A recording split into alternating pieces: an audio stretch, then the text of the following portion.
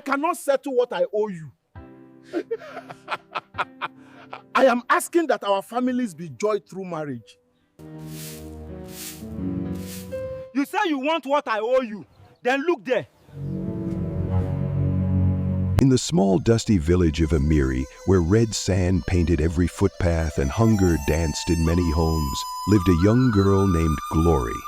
She was only 22, but her eyes held the weight of 100 lifetimes. Since her mother died 5 years ago, Glory had known no peace. Her father, Mr. Thomas, had changed from a kind farmer to a cruel drunkard. As if that wasn't enough, he married a wicked woman named Mrs. Grace, who hated Glory with every fiber of her being. They made her cook, fetch firewood, sweep the compound, and farm from dawn till dusk, often forcing her to sleep without food. Everyone in the village pitied her, but no one dared to speak. Nobody wanted to face Mr. Thomas's madness. Then came Harrison, a young man from the city. His clothes were old, his shoes had holes, but his eyes were sharp. He had been working on Mr. Thomas's farm for 3 months, clearing bushes, planting cassava, and carrying heavy loads from morning till evening. But after all the work, Mr. Thomas refused to pay him. "Next week, come tomorrow. I'll pay you when I sell something," he kept saying. But nothing ever came. One hot afternoon, Harrison came to the house, tired and angry. "Sir, please, I need my money today," he said. Mr. Thomas scratched his head and looked around. His eyes fell on Glory, who was sweeping the compound with a tired face. Then he laughed wickedly. "You want money?" he asked. Yes, sir, I worked for 3 months. Please pay me," Harrison replied. "Well, take that girl instead," Mr. Thomas said, pointing at Glory. Harrison was confused. "Take who?" "My daughter. She's good for nothing. Let her go with you to the city. That is your payment." Glory's heart broke. She dropped the broom and looked at her father. "Daddy, please, no." "Shut up," he shouted. "You should be happy someone wants you." Mrs. Grace folded her arms and smiled. "Good, let her go. One less mouth to feed." Glory fell to her knees, begging, crying, shaking her head, but nobody cared. Nobody listened. Harrison looked at her. She was broken but still beautiful. Not just on the outside, but something in her spirit touched him.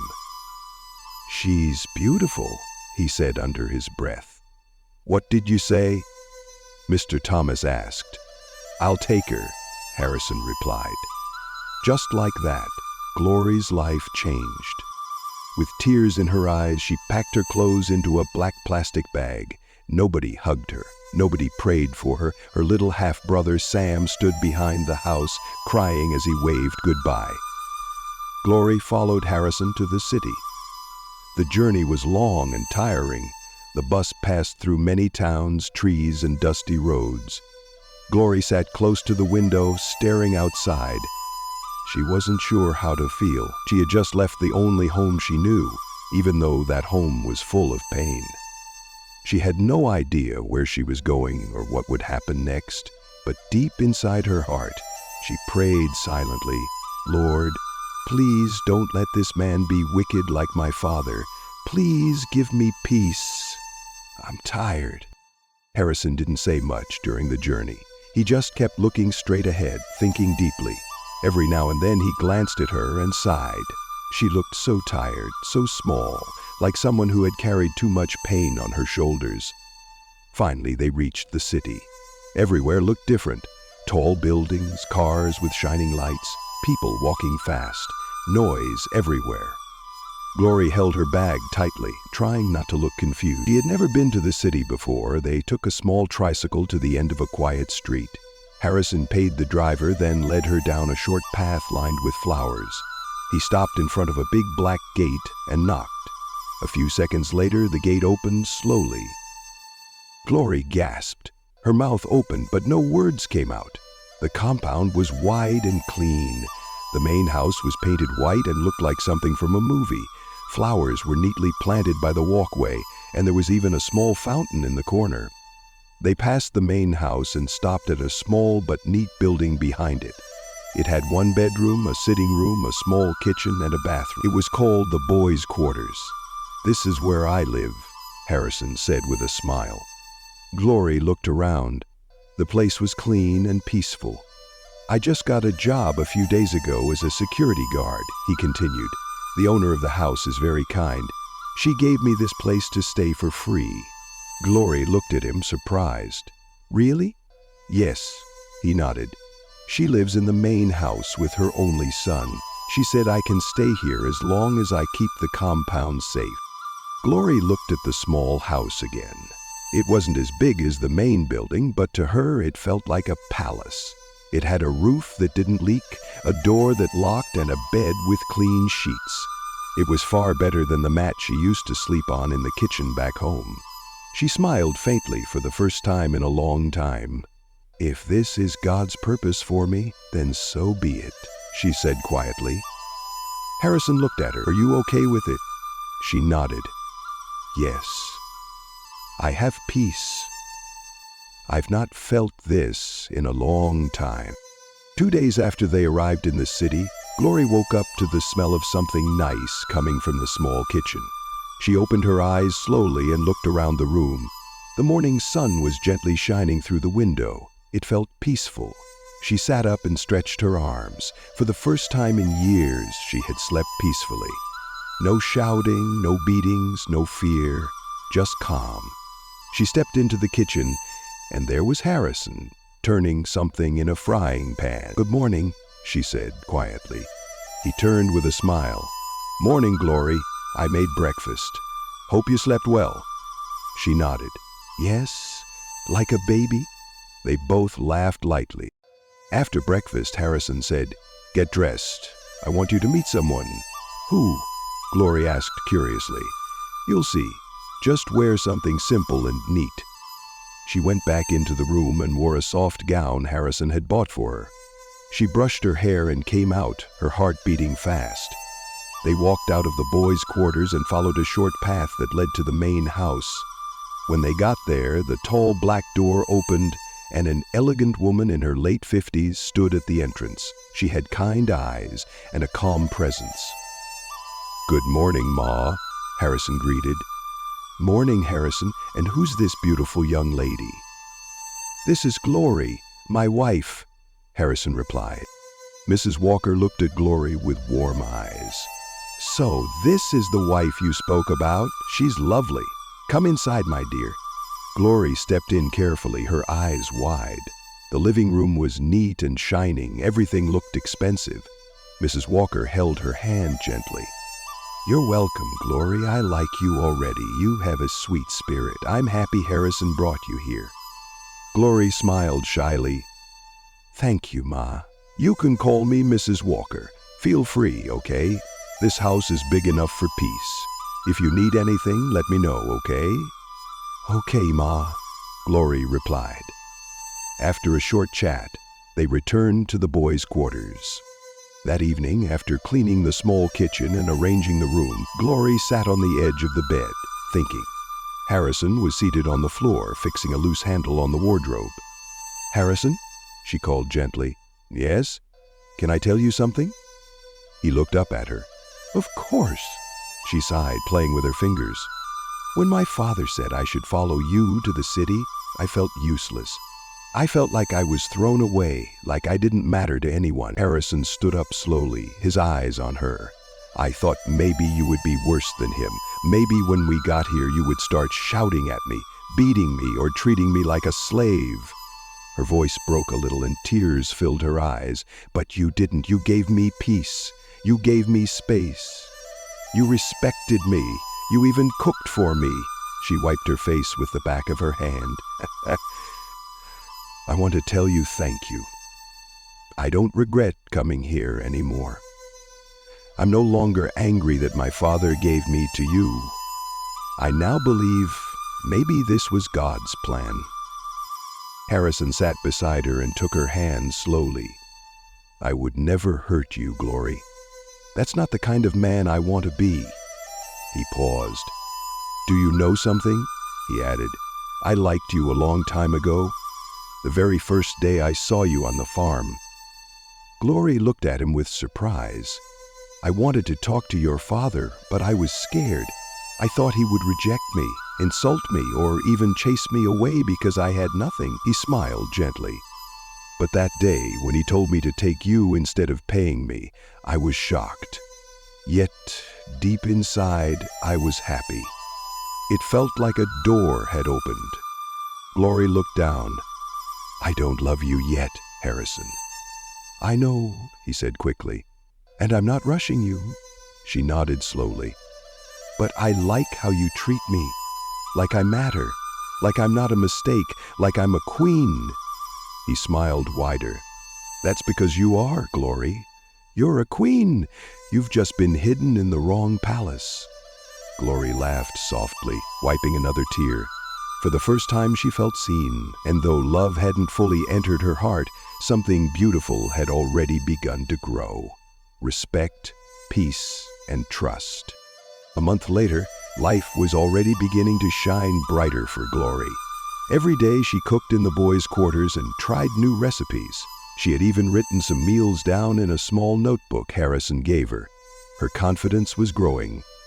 One sunny afternoon, as she was helping Mrs. Walker carry some groceries into the house, the woman called her gently. Glory, come sit with me for a minute. Glory wiped her hands and sat beside her. Mrs. Walker smiled.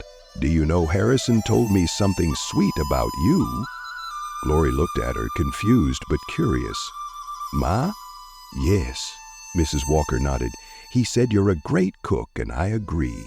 You have been helping around, and I see your heart. You are humble and hardworking. Thank you, Ma, Glory said shyly. Mrs. Walker continued. My cook has traveled overseas with her family, and now I need someone I can trust to take her place. I've been watching you closely, my dear. I believe you are the right person. Glory's mouth opened in shock. Her eyes began to water. Ah, Ma, thank you so much. You're so kind. God will bless you. I don't even know what to say. Mrs. Walker patted her hand.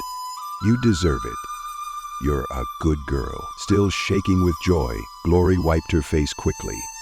Ma, can I tell you something? Of course, my child. I've been looking for a way to earn money, not just for clothes or anything else. I want to go to school. I want to further my education and go to university. Mrs. Walker's face lit up immediately. You want to go to university? Yes, Ma. I stopped after secondary school because of family issues, but I love learning. I really want to go back. Mrs. Walker reached over and gave her a warm hug. My child, I love education. I love girls who love school. That is a beautiful dream, and I'm proud of you. Gloria felt her heart swell with happiness. Thank you, Ma. Thank you so much. As soon as she finished helping in the kitchen, she rushed back to the boys' quarters, her slippers making soft sounds as she ran. Harrison! Harrison! She shouted with excitement. He came out of the room surprised. What is it? Why are you shouting like that? Harrison, you won't believe what just happened, she said, smiling from ear to ear. Mrs. Walker said I should become her new cook. Wait, seriously? Harrison asked, his eyes wide. Yes, and she said she'll be paying me every month. I also told her that I want to go to university, and she was so happy. Harrison pulled her into a hug. That's my wife, my world-class wife, Glory laughed, blushing. Ah, Harrison, don't start. No, I mean it, he said, holding her hands. You've come a long way. From the village to the city, from tears to smiles, from rejection to celebration. She nodded, still smiling. It feels like a dream. And the best part is, Harrison added, the dream is just starting. That night, after dinner, Glory and Harrison lay side by side on the bed, facing the ceiling. The day had been long but beautiful. Glory couldn't sleep. So many thoughts were running through her mind. After a long silence, she turned slowly and looked at Harrison. Harrison, she called gently. Yes, he replied, still looking up. Can I ask you something? Anything, he said, turning to face her. Glory took a deep breath. Why haven't you touched me since I came here? Harrison blinked, surprised. He didn't expect that question. Glory continued, I mean, we're married. If it was another man, maybe he would have done it the first night I entered this house. Harrison sat up slowly and leaned against the wall, his voice calm. You're right, Glory. Many men would have done that. But I'm not just any man. I didn't bring you here to use you, he said. I brought you here to love you, to care for you, to protect you. He paused for a moment, then looked into her eyes. You've been through so much already. I see the pain in your eyes sometimes, even when you smile. I don't want to add to that pain. Glory's eyes began to water. Harrison continued, I want you to be ready. I want you to love me first. Then when your heart is at peace, you can willingly give yourself to me, not because you feel forced, not because you feel like you owe me. He held her hand gently. I know you've never been with any man before in your life. You've carried shame, rejection, and fear for too long. That night your father gave you away like you were nothing. It broke something inside you. Glory looked down, her heart beating fast. But, Glory, you are not nothing. You are everything. You are strong. You are special. And when that time comes when your heart says yes, not because of pressure, but because of love, then I'll be ready too. Tears rolled down Glory's cheeks. She had never heard such words in her life. You really mean all this? She asked quietly. I do, he said. I want you to feel safe with me, Glory. This marriage must be built on love, not fear. She wiped her tears, smiling softly. Thank you, Harrison, she whispered. You've changed my life in so many ways. I thought all men were like my father, but you're different. Harrison leaned closer and kissed her forehead gently. Sleep well, my queen, he said. Glory lay back down, her heart full of peace. For the first time, she felt truly safe in the arms of a man, not just a husband, but a friend. Just 2 days after Glory started working as a cook in the main house, something strange happened. That morning, she was in the kitchen preparing Mrs. Walker's favorite vegetable soup. She had just finished slicing the yugu leaves when the kitchen door opened. She turned to see a tall, handsome young man standing by the door, staring at her. It was Daniel, Mrs. Walker's only son. He looked shocked for a second, then smiled and said, Damn, you are so beautiful. Glory stood still, surprised.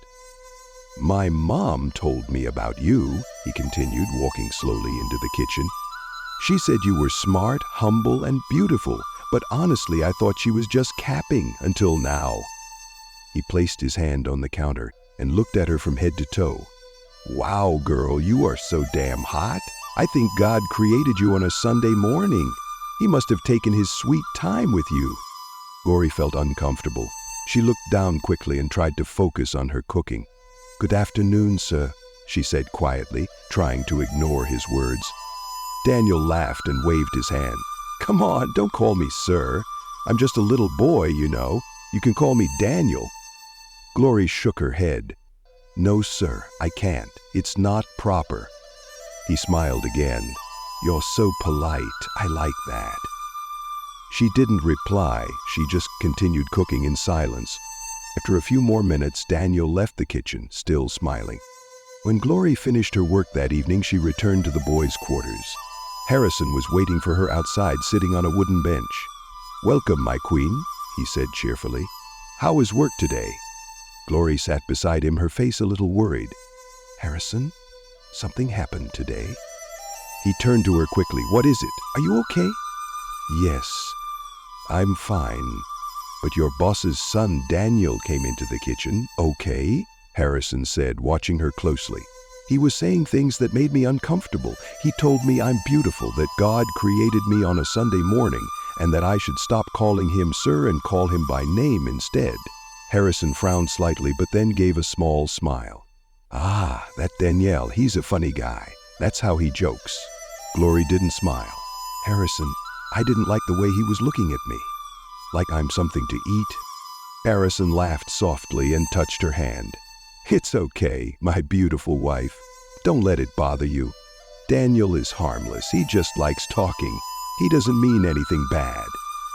Glory looked into Harrison's eyes. Are you sure? I'm sure, he said gently. But if he ever crosses the line, just tell me. I'll protect you always. She nodded slowly. Okay, if you say so. He smiled and kissed her forehead. You're safe with me, Glory, always. But deep inside, Glory still felt something wasn't right. There was something in Daniel's eyes that made her uncomfortable, something she couldn't explain. A few days later, Glory was in the kitchen again, preparing lunch. She didn't know that someone had been watching her from the corner. It was Daniel again. He entered the kitchen slowly and leaned against the door. You know, he said with a smile, there's something special about the way you cook. Glory turned and greeted him. Good afternoon, sir. He ignored the greeting. Glory, I've been thinking. I don't want to waste time.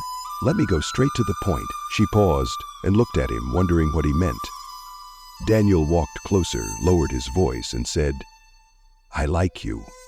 I mean it. You're beautiful, smart, and hardworking. And I'm not just saying it to flatter you. I want you to be my girl. Glory blinked in shock. Sir? He smiled. Yes. Listen, I'll change your life. I'll send you to school, not just any school. I'll sponsor you to study abroad if that's what you want. London, Canada, anywhere. I'll give you a new phone, clothes, money, everything you need. You'll never have to struggle again. Glory stood still, speechless. Daniel stepped even closer. You're wasting your time with that poor security man. What is he doing for you? Nothing. I can tell my mom to sack him today or pay him off. Just say yes to me, my love, and your life will never be the same. Glory took a deep breath and stepped back slowly. With all due respect, sir, she said, her voice calm but firm. I am not interested. Daniel raised an eyebrow. What? I am focused on my marriage, my work, and my dream to go to school. I'm not going to throw that away for quick pleasure. He laughed loudly. Marriage? Don't tell me you're calling that thing with Harrison a marriage. You should be ashamed. At your age, you should be in school or dating someone like me, not a broke security guard. Glory held her ground, her voice steady. I am not ashamed. I'm proud of my husband. He treats me with respect and love. He doesn't have much now, but I know one day God will answer his prayers and make him a wealthy man. Daniel scoffed. You're dreaming, girl. I'd rather dream with a man who loves me than live a fake life with someone who only wants to use me, she replied boldly. He shook his head and laughed. You'll regret this. No, sir, she said. If standing by the man who stood by me is a mistake, then I'll gladly make it over and over again. Daniel stared at her for a moment, then turned and walked out of the kitchen, clearly not happy. But what secret is Harrison hiding from Glory, and how will it change their lives forever? Will Glory stand firm against the tempting offers from Daniel and Mrs. Walker, or will the pressure break her resolve? What surprises await Glory and Harrison as they build their new life together? Watch out in Part 2.